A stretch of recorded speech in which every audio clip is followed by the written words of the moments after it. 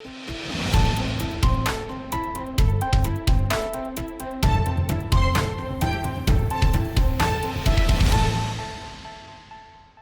जे वॾे में वॾे यूनियन काउंसिल उॾेरोलाल विलेज अंदरि सफ़ाई सुथराई जो बंदोबस्तु न हुजण करे त हर जॻह ते गंद कचिरे जा ढेर लॻा पिया आहिनि। मथां वरी बारिशनि पवण खां पोइ गटरनि जी सफ़ाई न हुअण करे गटरनि जो पाणी रोडनि ते वहण लॻो, जंहिं सबबि शहर जे रहवासियुनि खे रोडनि तां गुज़रण में तकलीफ़ पेश अची रही आहे। उन मौक़े ते उॾेरोलाल शहर जे रहवासियुनि मीडिया जे नुमाइंदनि अॻियां दाहींदे चयो त इंतिज़ामिया जो बारिश पवण खां पोइ गाइब हुअण करे उॾेरोलाल शहर जा भरपासे वारा इलाइक़नि में गंद कचिरे जा ढेर लॻी विया आहिनि। सफ़ाई जो कमु काग़ज़ी कार्रवाई ते महदूद आहे। उॾेरोलाल में बारिशनि खां पोइ रोडनि ऐं रस्तनि ते गंद कचिरे जा ढेर थी विया आहिनि, जंहिं करे रहवासियुनि खे ॾाढी तकलीफ़ दरपेश अची रही आहे। शहरनि डिप्टी कमिश्नर मटियारी अदनान राशिद खे अपील कई त नाअहल सेक्रेटरी ख़िलाफ़ कयल करप्शन जी इंक्वायरी कई वञे। मज़ीद ख़बरनि ऐं तफ़सीलात लाइ विज़िट कयो असांजी वेबसाइट www.awamiNewsHD.com ऐं ॾिसंदा रहो अवामी न्यूज़ HD।